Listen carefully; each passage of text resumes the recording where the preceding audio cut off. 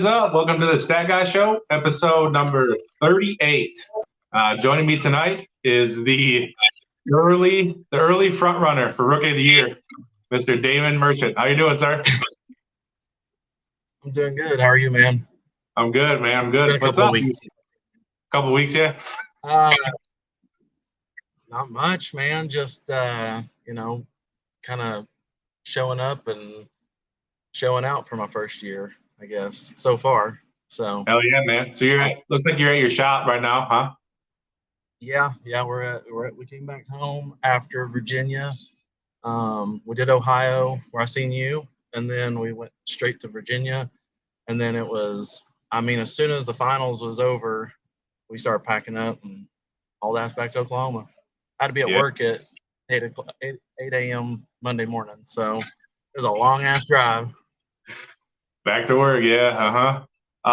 So is your car ready to go for this weekend? Because I know it's probably not normal for you to run your car that many times in a weekend, huh? It's been a while since we've done that. We test sessions and stuff. We put a lot of licks on it in one night, but it's been a while since we went a lot of rounds like that. So it was a good feeling. The car held up well, and I couldn't be happier with it. Other than the finals. We'll get into all that. What I wanted to touch base on was last time I had you on the show, I believe your car was getting upgraded at the time. You was still kind of like an unknown of what was all going to happen for you and everything. So what changes did you make to your car to get it ready for this No Prep King season? So we went to a few future races with it last season, the 2022 season. We made 4 races, did Ohio at National Trail, Kentucky, Houston, and then Tulsa. We ended up running that same combination that we had on the street, pretty ragged. That engine had a lot of passes on it, and we knew that it was a pretty much ticking time bomb. But what happened was the head gave up, and everything stayed together pretty good other than that in Tulsa. And I knew we wasn't being competitive in that future class. You had Marty and Nate and some of them other guys.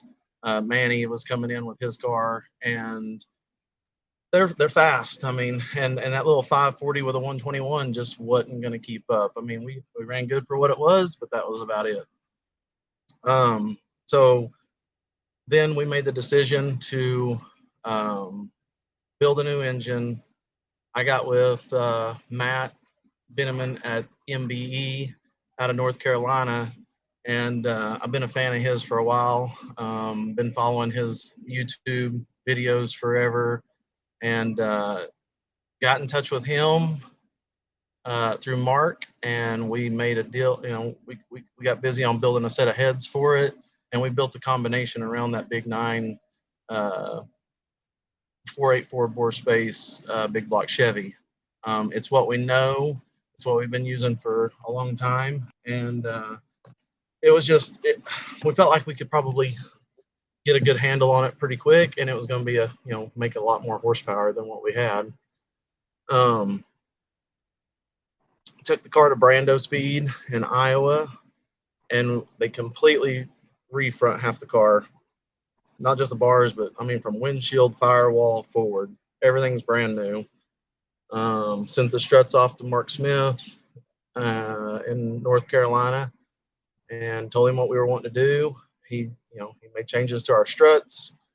We completely refront half the car, lowered the engine. We had a real high crank in it for the street stuff, because that's what we built it for. And we did really well in the Ma and Pa series and no preps and stuff, and had a lot of fun with it and won a lot of races there. But going to the races with Dave and helping him out throughout the season, I seen how good the tracks were, how fast the cars were, and how people were handling their cars and whatnot. And I was there to study the no prep game, and just help him all I could and learn all I could. I knew it was different than the street stuff. I knew it was different than the average Ma and Pa no preps. But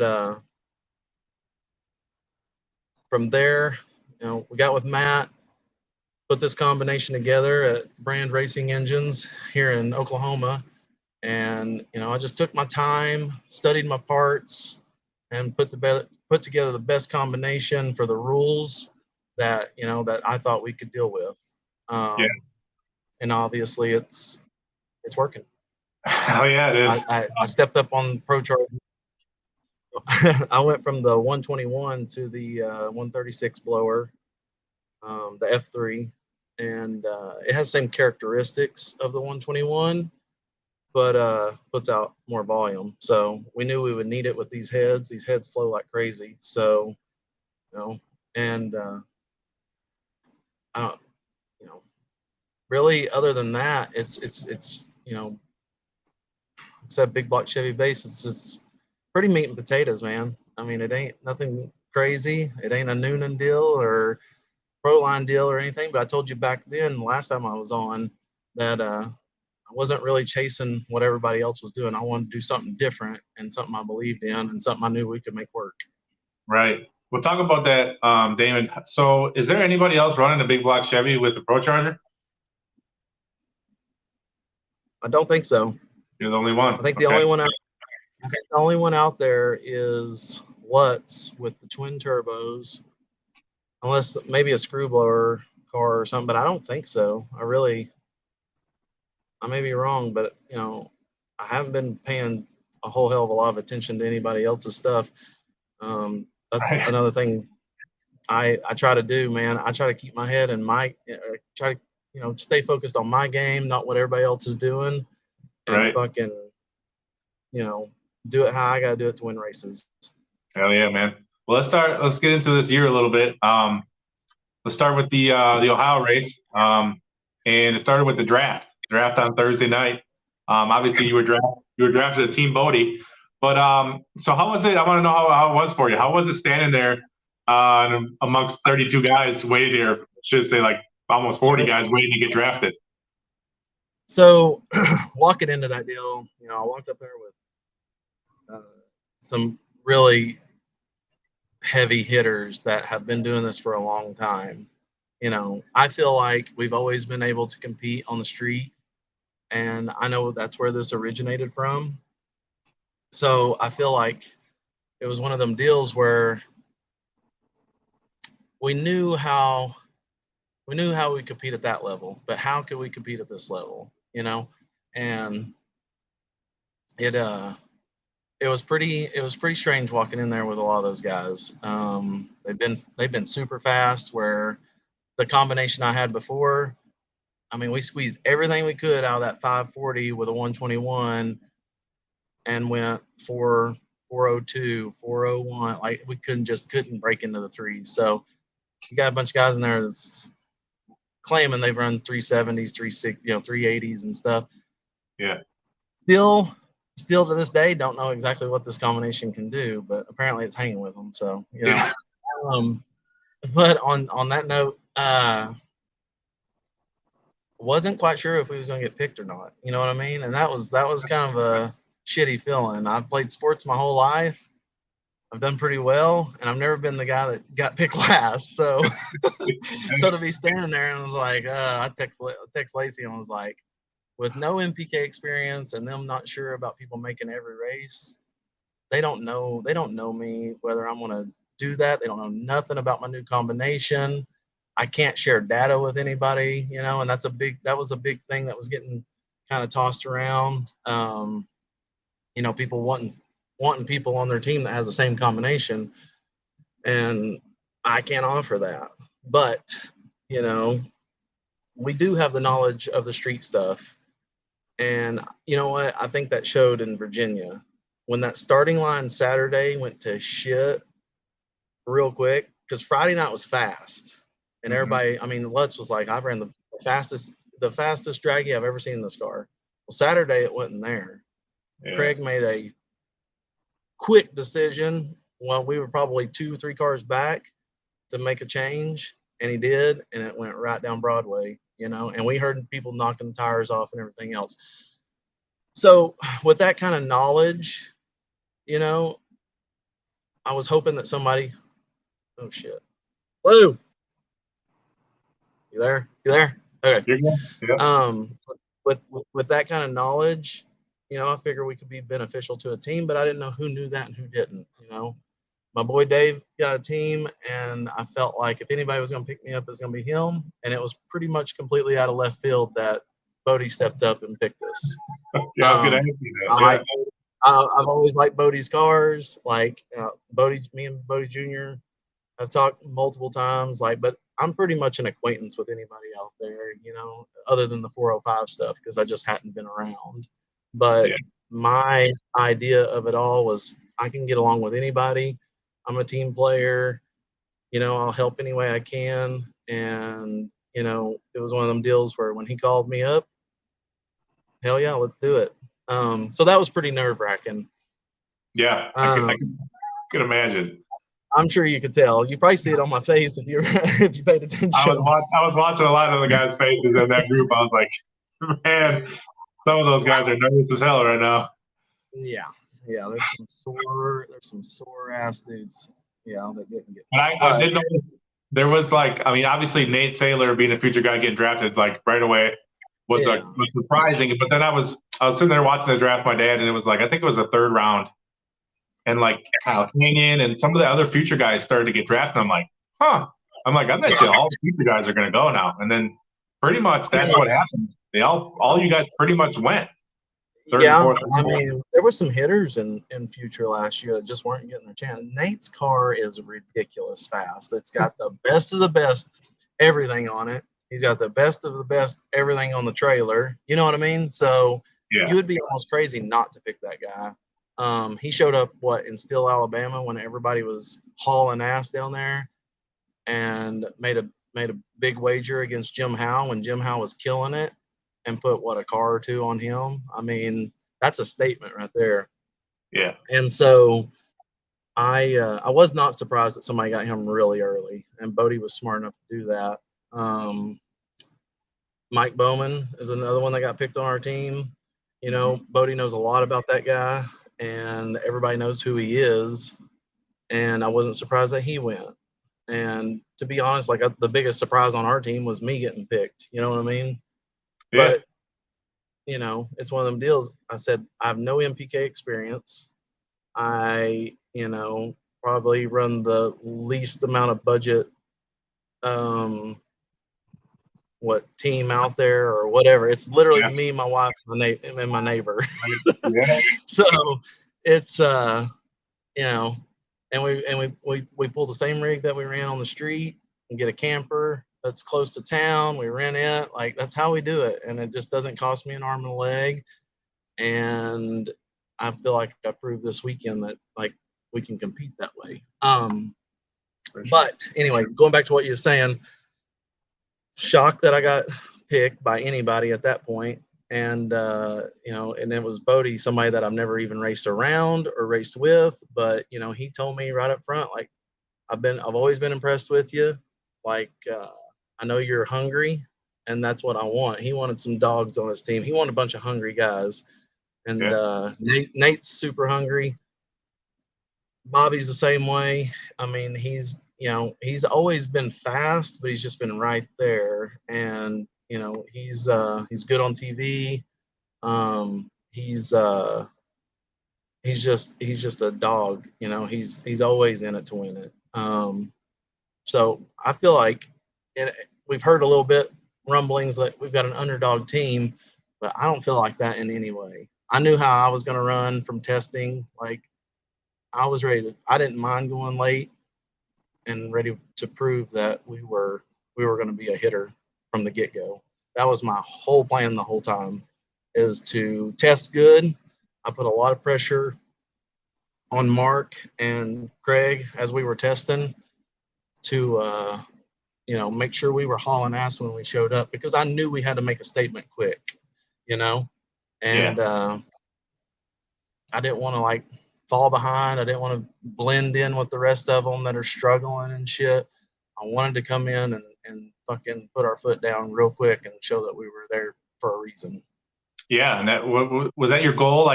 So the first race, Ohio, was obviously not a points race, but it was an elimination race to call. So you don't have to race your way in for Virginia. So was your mindset just, I got to win this, I got to get this first round win so I can be in the show for Virginia?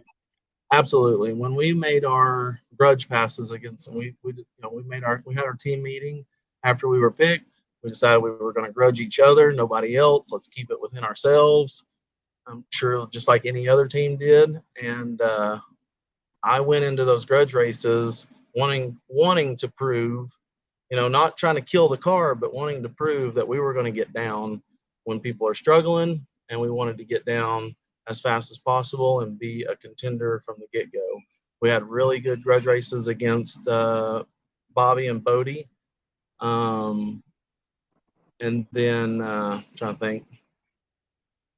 Oh, and then I drew Bodie Jr. first round. Yeah. So, just like Bodie Jr. was on a tear last year at the end of the season. Like he was a contender at the end of the season. So, I knew we had our hands full with that cat from the get-go. And to make the pass that we did, what was that, Friday night? Yeah, Friday night against him, and solidify ourselves into that invitational. That was a big thing for me. Like, I set my goals this year one by one from the get-go, and that's to get drafted, get into invitational, and go rounds. And we've been fucking checking them things right off the list. Checking them off right away, checking them all off. That's awesome, man. So then let's get into your big weekend you just had here in Virginia. So talk about just overall how it went. I mean, you got some revenge on Lizzie this past weekend. I think she was the one who put you out in Ohio. Yeah, you beat her. Go ahead. Sorry. You beat Scott Taylor. I mean, you beat some big names this past week in Virginia, man. It's not like you just had an easy ride, to the finals. So talk about it, man. Talk about how it was to race those guys. So going back to Ohio, we drew Lizzie on Saturday. We knew she's fast. I mean, I've watched her race 100 times last season. I know how that car runs out the back door and everything. And what we did was we took a guess at it. That was our 18th hit on the car since I got it back. And we got out on her. And then probably 400 feet, I seen her pull up beside me and, edge me out. I think she beat me by probably a fender, half car, or something like that.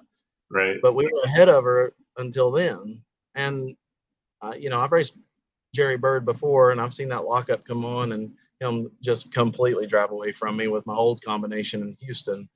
And that's not a good feeling. I spoke to Ryan after that race, and he's like, "Does it make you feel like your car laid over?" Absolutely. I thought the motherfucker died, because he just drove off. So anyway, we knew that she was going to run something like that. So got out on her. She edged us out. We were done, in Ohio. So going into Virginia, there was a couple of things I knew I needed to work on. The instant green, I was pretty terrified that I was going to go red. Most of the no preps that we do, like Armageddon, and some others, and the street racing, I'm used to going off a flashlight, and I'm pretty damn good at it. And, to the point where people are checking to see if I jumped on camera, you know what I mean? Like, yeah, we finally got that down pretty good. The car 60 foot's like a motherfucker. Like, we've got the front half down. We've just been kind of chipping away at trying to make the back split match the front, and that's what we've been working on. So going into Virginia, I knew I needed to work on the instant green. I thought about it all week. Like, it literally just kept me up. Like, how can I not fuck this up?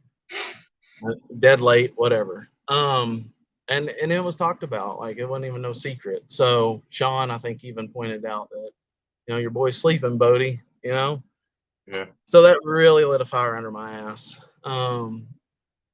Showed up to Virginia. It's just me, Lacey, and Craig, and my kids. And, I walked into that race with feeling like I had something to prove. Watched the grade 8 go, seen how fast they were going, felt the track, knew how fast felt like I knew how fast it needed to be. Like the air is great, the track's great. That's probably I've never raced on the East Coast. I've never even been on the East Coast before this. I've never traveled over that way at all. So it was all a different feeling. But like I said, I felt like we were starting to get a good handle on the car. So we took a couple of grudge races with Bobby, and we're allowed 4. We took 2, and we just flipped lanes. Like, I'm not trying to rush this deal or hammer on this car too much. And we went back to back Friday night personal best, like Nice. off the draggy. I mean, it fucking hauled ass. So I was like, okay, we got a hot rod. But working on the tree, I drilled him on the starting line the first race. And he's like, fuck, man, you treed me, come over talking to me. I was like, okay, well, I'm focusing on my game. Mm-hmm. Next round we go, we swap lanes, and that shithead takes a shot at the tree on me, but he goes red, and it fucked me up because I'm like, when you're sitting there and you're looking at that tree and you see another car move, some people, I've heard other people talk about it, but for sure me, it gets my attention. You know what I mean? And then you go dead late on green. And I was like, right then and there, I've seen other people use it. And I said, right then, I'm putting blinders on my fucking helmet. You know what I mean? Like, that's so like a racehorse, like a thoroughbred, I put blinders on the helmet. And are you good? Can you hear me? Yeah, pretty good. Okay. You froze and Oh. I thought you went to sleep. You was in mid blink and your eyes were closed. I thought you went to sleep. Oh, wait. But anyway, I put blinders on the helmet, and it fucking somewhat paid off the next day. We drew who did we draw first round? Larry Larson. Knew he was a veteran sport. He's done good in the past. I know he changed his combination up. I didn't watch him test, but he was up at Tulsa when we tested a few weeks back. Didn't know anything about how he was doing. I asked some people, and they said that he was excited Friday night of how he tested, but had no idea how he did. Mm-hmm. And at that point, I was like, well, fuck it. We've run personal best, last night, so let's just do our thing. I have no idea. I'll race the track and let it be. And like I said, we went up Saturday midday. It was hot. The conditions weren't near like they were Friday night. And like 3 rounds before me, or not rounds, I'm sorry, three cars before me, Bobby puts Lutz out. One of my teammates against one of my old teammates, and I knew talking to Jeff Saturday morning that he had ran faster on his draggy than he's ever went anywhere. So I knew he had a hot rod. I grudge raced Bobby the night before and kind of knew how he was running. Like I said, though, Craig, I'm getting strapped in, and Craig runs up to the track. He wants to look everything over again and makes a quick decision to make some major changes to our approach to the race and how we were going to leave the line. And he nailed it. Like he fucking nailed it. Like we went right down Broadway, and when everybody else was having a pedal fest and knocking the tires off and shit. If you look at some of the videos, you could see just this huge bald spot on the starting line, and it was just right where the track of tire was fucking concrete. So that's kind of where I was going back to talking about our street, racing. What do you call it? Experience. So he made a quick decision to do that. We did it. We took Larry out. It was a big deal to me. Like that was the first points race, my first MPK, race that really stood for something. And I wanted to go in and, like I said, make a statement early. So maybe to some people it ain't a huge win to beat Larry, but it was to us at that time. So he gets a hold of that combination, he's liable to be pretty fast. I mean, it's another Hemi blower, you know, like Yeah, there's Larry probably he ended up winning the 30 Outlaw Big Tire that night, right? yeah, Yeah. exactly. Like, so to us, that's a big win for me, you know what I'm saying? Go into that next driver's meeting, you know, it's still all new to me. Like, I'm trying to figure all this out. Nobody's really telling me shit to do. And that's the weird thing. Like, the street racing stuff, I know how that goes. And, you know, I thought this might be the same. We were getting text messages and updates, what time to be up there and stuff. And you know, I think walking into that driver's meeting, Bobby tells me, he's like, man, because Scott still helps Bobby. And he didn't give me any details, but he's like, God, Scott hauled ass first round. And so when I draw chips and he walks up, I'm like, shit, you know. And he went to the finals the week before. Yeah. Scott's always fast. He's a veteran. I mean, he does his thing everywhere we go. Yeah. And so it wasn't like I didn't think we could outrun him, but I knew we had our hands full for sure. So, you know, we just read the track, man, and did what we thought we could do to go down. This combination is relatively new. The air's really good there. And about 3-2 into the run, the motor pops real loud, kind of lays over, and literally I thought I hurt something. So we get it back to the pits. We check everything over. Everything looks good, but in the data, just like the RPM took a shit, the boost did, like everything was not looking good. But you know, I think he made a hit, but he didn't have enough ground to make up to get around us. Called my buddy Joe at Hyperactive Solutions and sent him the data, you know, and he didn't really have enough information to go off of, and we didn't have enough time to make a big change right then. But I mean, we kind of doctored some things up, made sure nothing was hurt, and went into the third round. We drew Kyle Canyon. I know he's a future guy that's coming up, kind of like me, and Chase has had his hands on that car for a while now. He tunes for Kayla, Sean Wilhoit, Axeman now, I guess, or Stephen Brindle. Yeah. So he's got a lot of fucking data to go off of when he's got that many cars running out there. Chase has helped me out in the past. He's a hell of a tuner, and he knows that game really well. So kudos to him.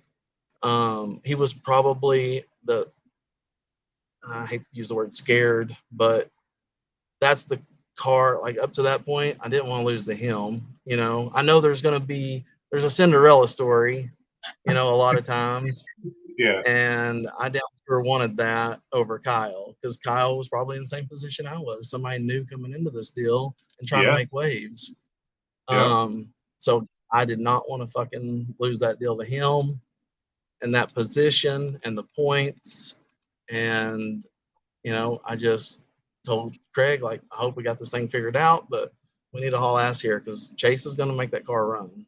I mean, he's got too much data. He's had too much time with that car to not make it haul ass. Took the tree. He came in. I let go of the button, and I was probably dead on the green. Like, I was probably a car out on him by the time we hit the 60 foot. His car, looking back, well, Craig radioed to me that he was out of it. He went towards the wall or something. But I wanted to go ahead and finish the run to get the data. You know, there's killers left in this deal, and we don't have it. Well, it's still pop, pop, pop, pop, pop. I mean, probably 4 times. Well, then we get back, check out data, look everything over. We learn that's lean popping. Like, we were throwing timing at it, but we weren't throwing any fuel to it. So we had the car plumb pissed off by then. It wasn't any fucking better. In fact, it was worse. So, but it was still a pretty good run. Like, up to the 500 foot mark, that sucker was on one, and probably because it was lean and mean. But you know, it ran like a sumbitch up to that point. And we sent Chase the data. Mike Bowman came over, checked some things out and stuff. He's a smart cat. And we made some adjustments, obviously, because we drew Lizzie the next round. And when that happened, you know, I was in my head about redemption. That was my goal from Ohio, you know, at Virginia from Ohio, was to be on my game. And she treated me in Ohio, so I was like, all right, I know she's good on that light, so let's get our shit together and make it happen. You know, talked to Ryan a few days before, and he told me, he's like, man, if you ain't got a car out on her, she's coming around you, bud. So we made some adjustments, and I nailed the tree. She left pretty much right with me. Like, she was ready for it too. She was pretty quick on the gun there. And I was out on her probably from the 60-foot mark up to probably the 550-foot mark. And here she come. Even with my blinders on, I could see her out of my peripheral coming. Now, I don't know what that thing mile an hour, but damn, you know, that thing back half's like a motherfucker.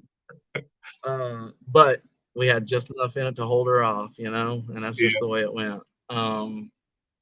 That was a huge win for me, to be honest. You know, I know how much time, money, resources that her and her crew have into that deal, and it's big for us. That's what gets me. That's the feeling that I chase constantly, is putting out these people that I shouldn't probably win against. You know what I mean?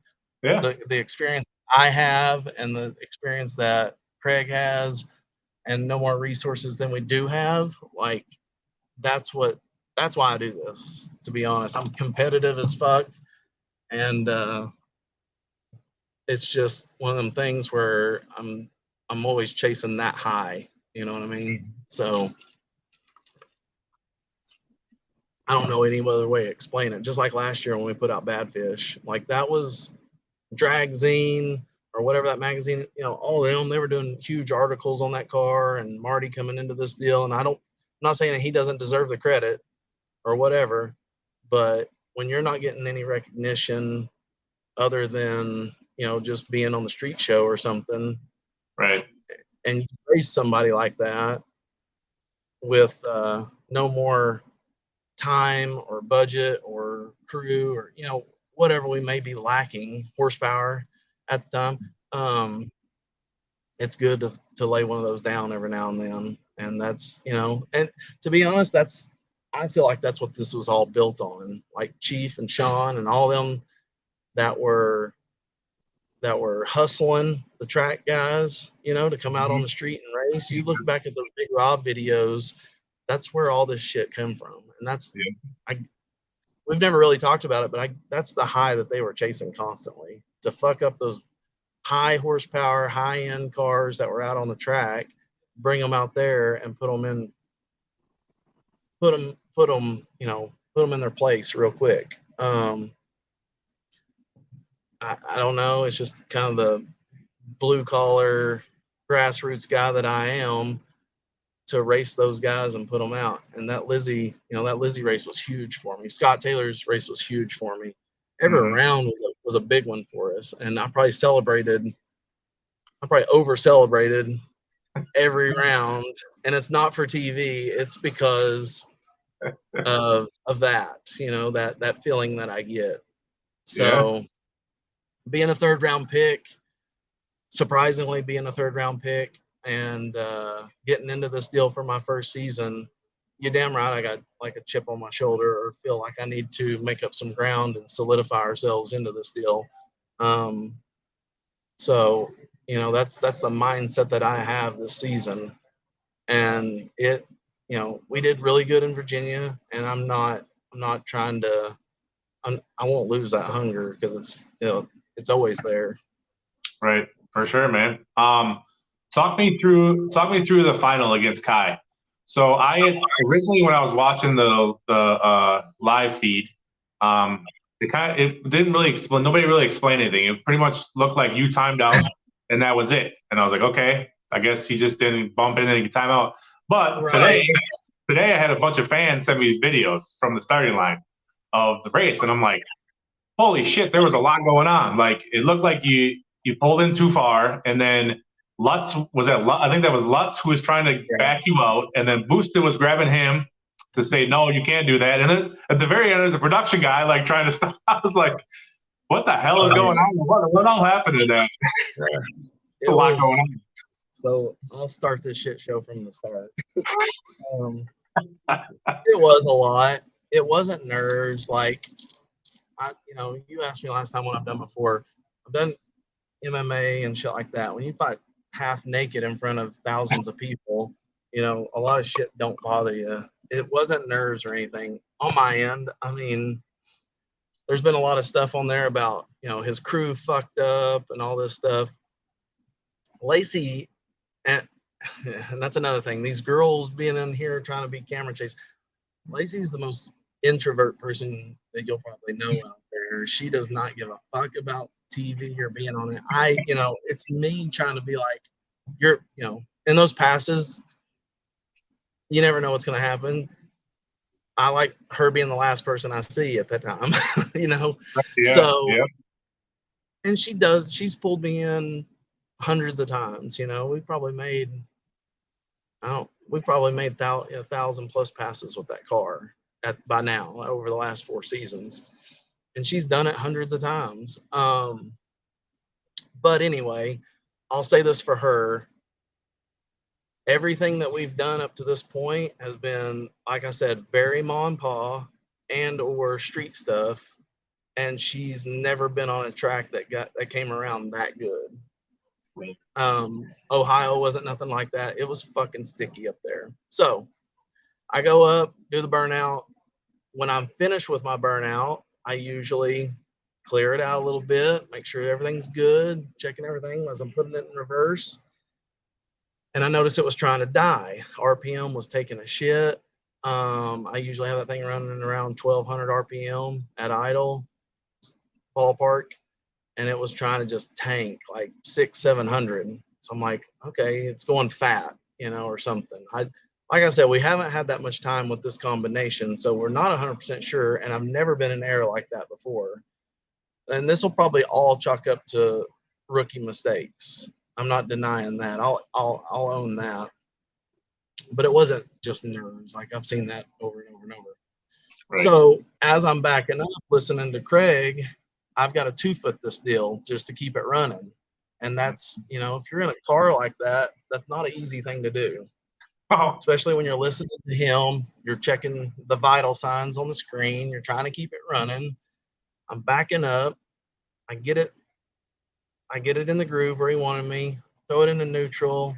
I said, okay, it's loading up. I need to clear it out, whatever. Look at the AFRs. They're good. Like it's pretty, it's everything's pretty normal, but it's still trying to fall on its face.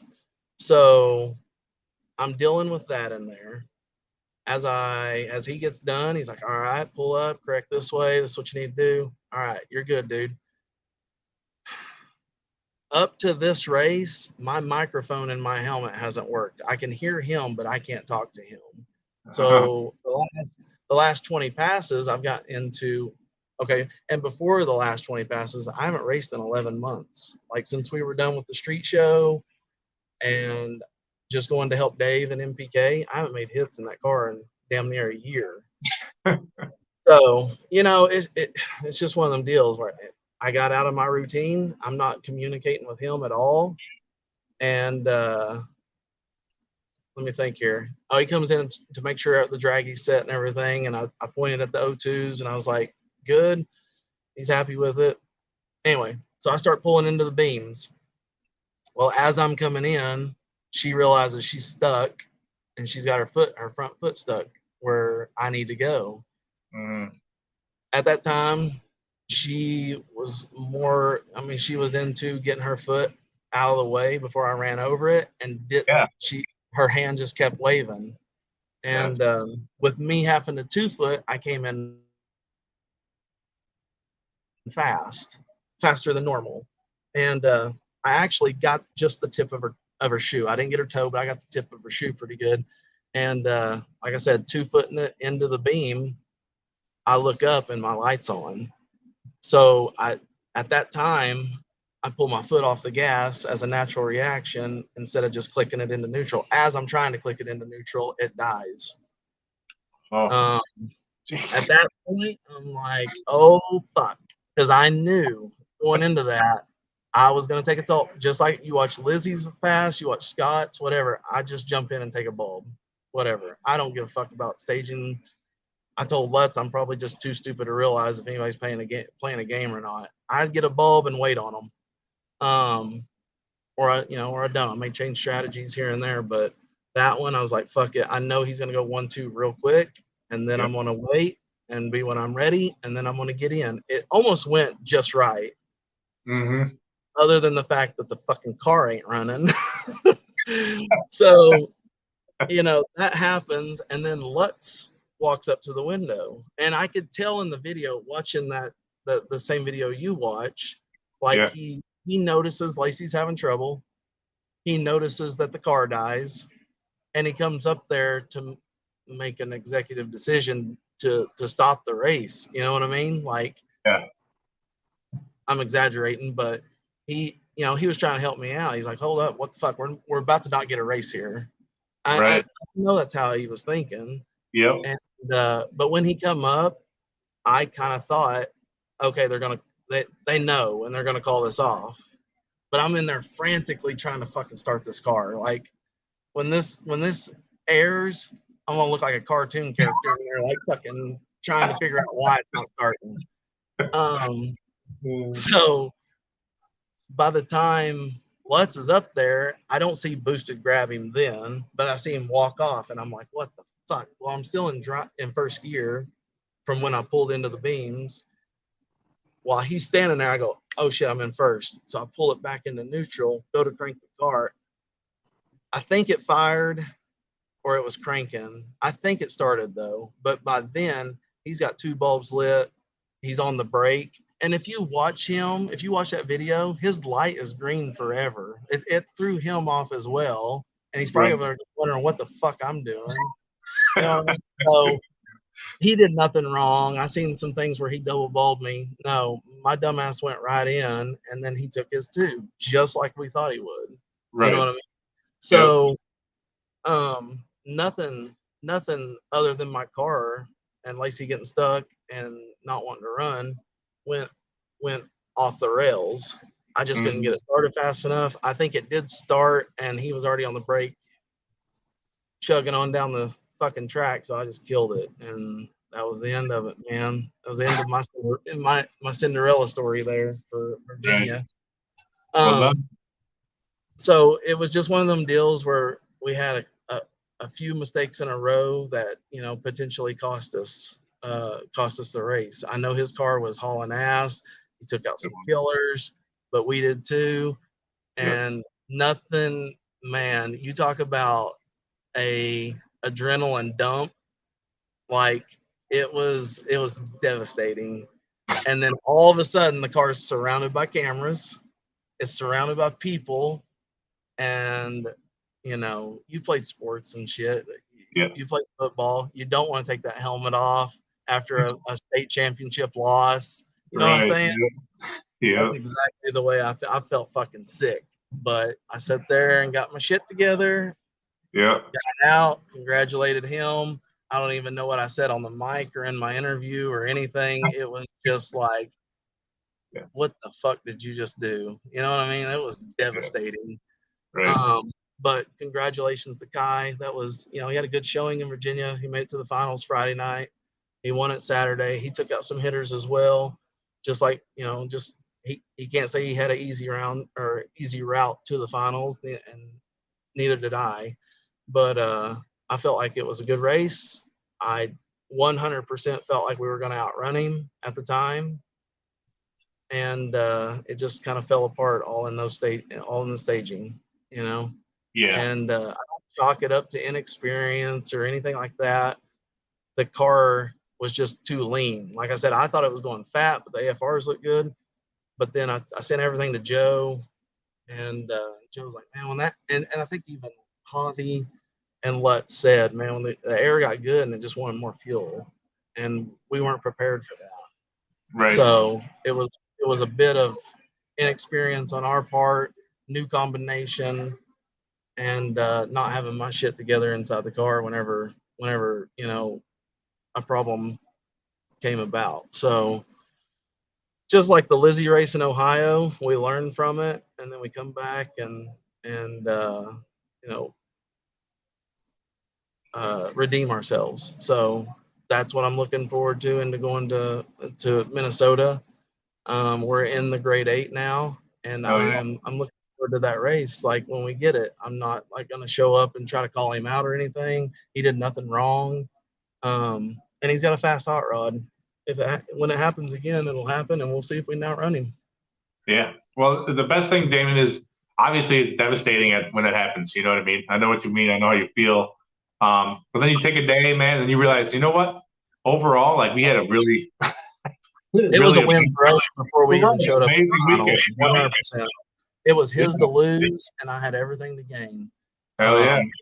And I don't know Kai's demeanor too well, but I almost feel like he was pretty nervous. Jeff was fucking gigging him about me having a conventional head of big block over there, and I'm in the finals. He's like, what the hell are we doing wrong? You're about to get beat by a conventional head of big block Chevy. And I felt, he was just gigging him. But I feel like he was. I almost think he was worried about it. Like I said, I don't know his demeanor. I don't know the guy, too well or anything. Just been around him at the races and stuff. I've always respected him. He's done a good job with the brand and what we're doing here. And I give all those guys respect, just like the 405 guys. Mm-hmm. You don't have to be friends with somebody to give them some respect in the aspect of what they've done with the sport. He's been there for a long time, and just to be up there with like Scott, even Larry Larson. Larry Larson he finished strong the first few years. He struggled over time, but he's fucking seasoned. He's a seasoned veteran. You know what I mean? And for somebody like me just coming into this deal, those are big wins for us. I feel like we bring a level of excitement, maybe not so much into the stands and everything yet, but like for ourselves, it's exciting. Every round's exciting. Mm-hmm.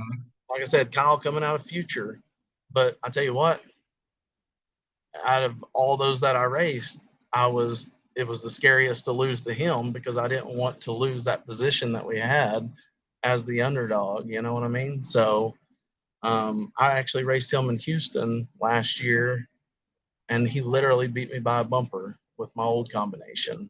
And I know that he's put a lot of time in since then, and I know Chase has had a lot more time with that car as far as tuning it. So I knew they had a hot rod. They weren't in the final 8 for no reason. Right, for sure. Let's talk a little bit about this upcoming weekend, Damon. So like obviously you mentioned you're in the grade 8. It's a little bit different format this year. I had kind of thought that Saturdays were going to be more of a team thing, just a team thing. But looking at the formats now, it's kind of both an individual and a team event on Saturday because you're gaining your team points, but at the same time you want to try to qualify for that grade 8 for the individual championship too. So talk about that kind of thing because it's much different than last year. You're trying to race for your team on Saturdays and for yourself, so you can get into that grade 8. Yeah, it's a strange format to me that they've got going on. I think some people's wrap their head around it pretty good, and I'm still asking questions. It's about as clear as mud to me. And yeah, you're the stat guy. You should know how all this shit works, and I think you're struggling with it too. So, bro, to me, I'm there. It's still always has been and always will be an individual sport. It's just you and another guy up there racing the track. But whatever team I'm on, I'm trying to acquire the points if that's what we're doing. So I go into every race with like a kill or be killed mentality. You know what I mean? You're either gonna go the next round, you're gonna be put out. So I hate to say this publicly, but I really don't know how the fucking points work. But I'm kind of learning as I go because it was all over and they're like, oh, results are out. You're number 2 in points. And I was like, holy shit. Okay. You know what I mean? Like it's, I don't know. I might be calling you going, where the fuck am I at in this deal?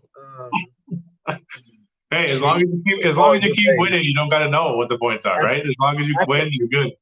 That's what Sam told us in Ohio in our meeting with every driver there. He was like, "Hey, if you win, you ain't got to worry about shit."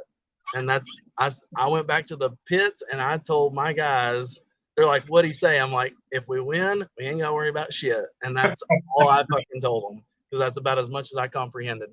But every day we get there on Friday mornings and we start talking to our teammates and stuff, and I start asking where the hell we're at and what we're doing. I don't even know where I'm at or doing half the time.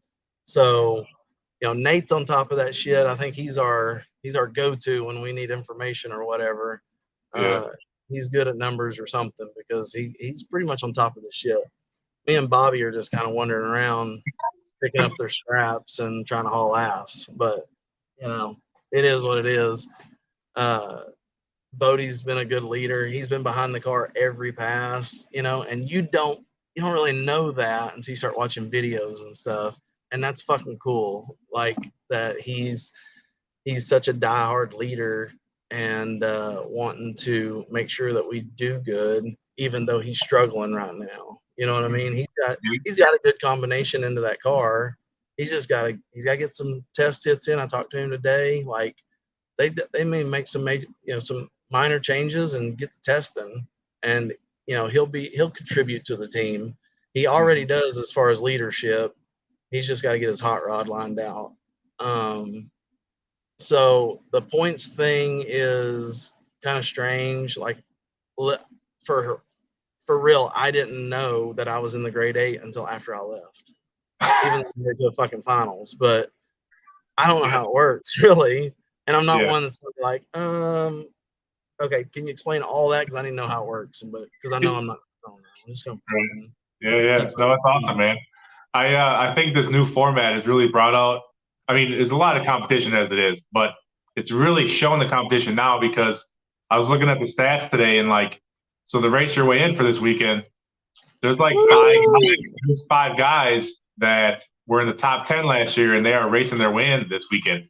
So that just shows you how the competition is. There's 5 team captains in it. Yeah. You know what I mean? Yeah. So it's the fucking Wild West in there right now. And then you got me in the grade 8. Like, who would have thought that shit? You know what I mean? Like going into the third race, Ryan Martin's racing his way in, and Damon Merchant is setting number 2 in points going into. Yeah. No, we believed it, or I wouldn't have fucking invested all that money into the car and all the time and sacrifices and everything else. We believed it, but now we're just getting out there where we can show everybody else that, the work that we've put in.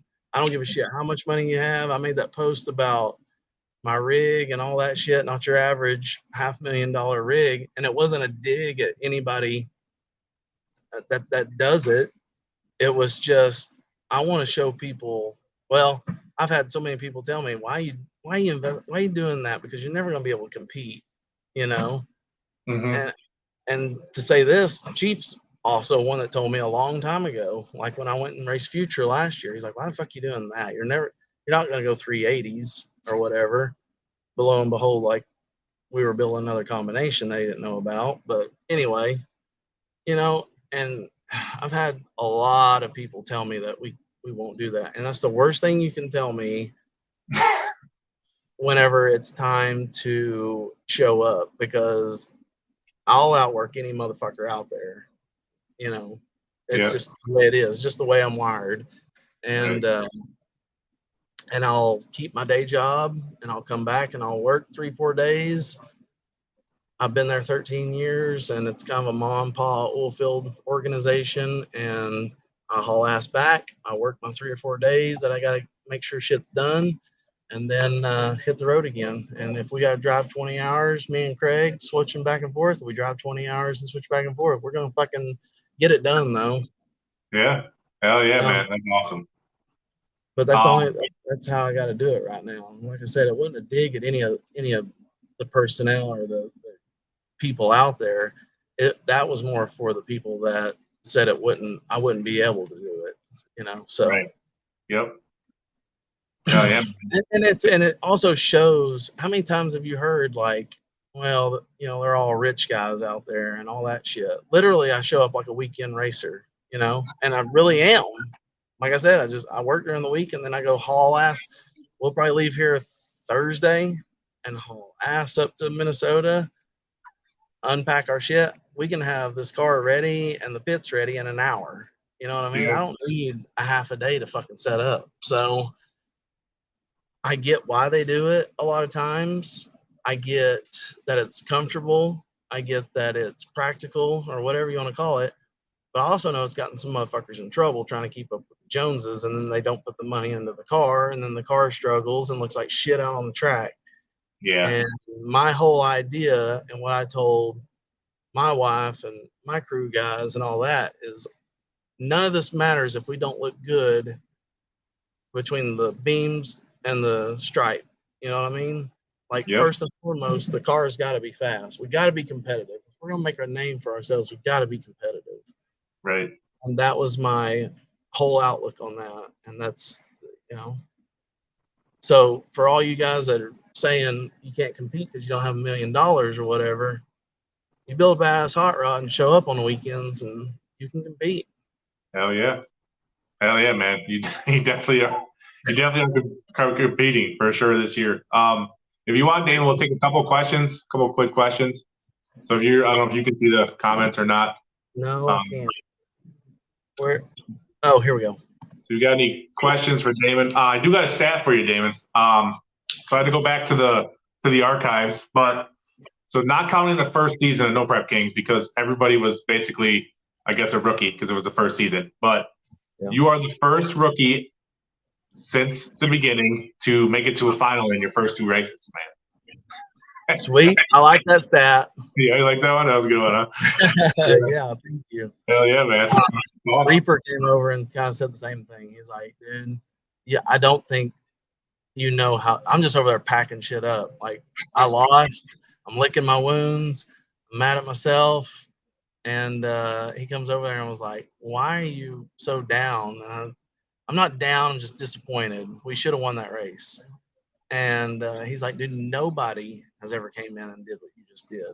Adam Jennings called me and said, I've spent X amount of dollars and I've chased this fucking thing for 3 years and I could barely go 2 rounds. Like, you did it all in one fucking race, like everything but win it. Right. So to get that perspective from those guys, and there's been others, but to get that perspective was a good feeling. Like, it made me have a different appreciation for it, for sure. Right. Hell yeah, man. Josh King wants to know, Damon, how many passes do you have on your current chassis? Oh, on the chassis, from the firewall back, I'd say anywhere between 750 to 1,000. I mean, there's nights we've went out on the street and made 12 passes. You know what I mean? Like, that's not easy to do with these cars. Like, we're stupid like that. Right. For sure. So, and we went rounds at a lot of races, like I said, pinwheel nights at is it Odessa, Texas.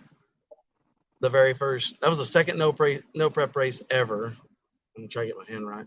Second no prep race ever, and it was kind of the same situation. We showed up. They parked us on the very end because that was the one that the Dirty South No Prep series that Morello and Scott Taylor had. Yep. And it was our second no prep race. We show up. We're the only pickup and trailer. Like, I'm lucky I didn't go down there on an open. And everything else is stacker toter, $500,000 rigs and everything. And We got beat by Birdman Friday night, maybe in the first or second round or something. We made an adjustment because of the altitude, and we ran no traction control. I didn't know shit about blower gears and stuff, but I was learning. I was like, "Fuck, man, let's turn this thing up. It ain't making the boost that we thought it would." And we ended up taking Birdman out in the second round. And 4 years ago, that dude was a killer. Like, he was the king. I think he just came off of a championship, actually. Yep. And we put him out, and the place went bananas. And that is pretty much the start of that feeling that I got about taking out people you're not supposed to, or on paper or whatever. Yeah. And we made it out of 32 or 34 cars or something. We made it all the way to the finals against Cody Baker. And fun fact, pretty much the same thing happened, except my trans brake didn't hold the car and it rolled through. But in the finals, we played this weird Cinderella story. And in the finals, the car took a shit on me at the starting line. So we've been there before, Yeah. But yeah, out of nowhere, we made it all. And like Kayla was there, Larson was there, like some hitters. It wasn't a weak ass field. Marilla was there, Scott Taylor was there. We got good draws. The car was not fast, but it just was consistent. Yeah. And that's a big thing for us this year. When we redid the car at Brando's, I stressed I did not want to make any changes that made the car less consistent, because talking to Sean and some of them other guys, the one thing that I did have last year was consistency, running 4.0s. I mean, that motherfucker went a 401, 402 like clockwork, but it just wouldn't go faster. You know what I mean? So, but we've never been in really good air either. So maybe it's still Alabama or something like that. The car would have went 90s, but it would have had to take some really good air to get it there.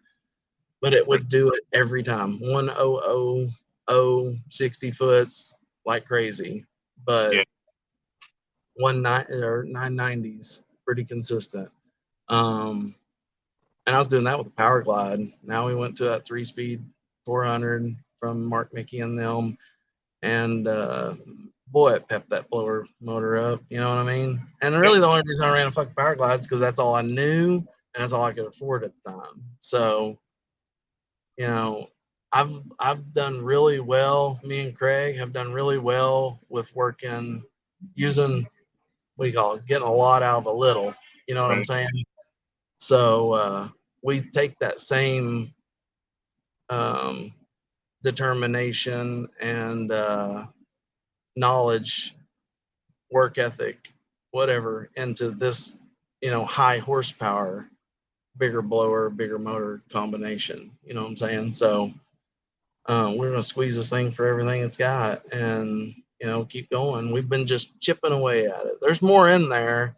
We've just been making very small swings. We got Joe from Hyperactive on board now, and he's done a really good job of easing us into this deal. So I couldn't be happier right now with how the car's performing.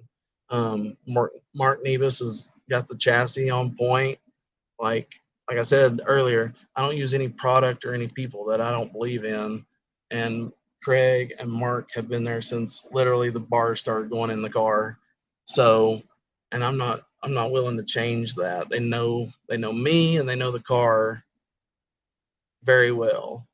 And we've always been you give us a little time and we'll be able to run with everybody. For sure. With that said, I know the MPK series is a marathon. As much as the races are a sprint, the whole thing's a marathon. So we've got to make sure that we've got our shit together to make sure that we finish the marathon. Right. Definitely. Yeah. This will be race number 3 of 14. So 14, yeah.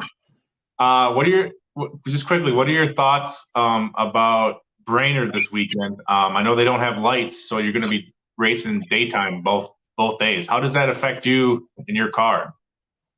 So here's the thing: coming into this deal and knowing how the cars always worked, I thought, man, I don't know if we'll ever be able to hang with them at Virginia or Steele, Alabama, those fast tracks that have really good air.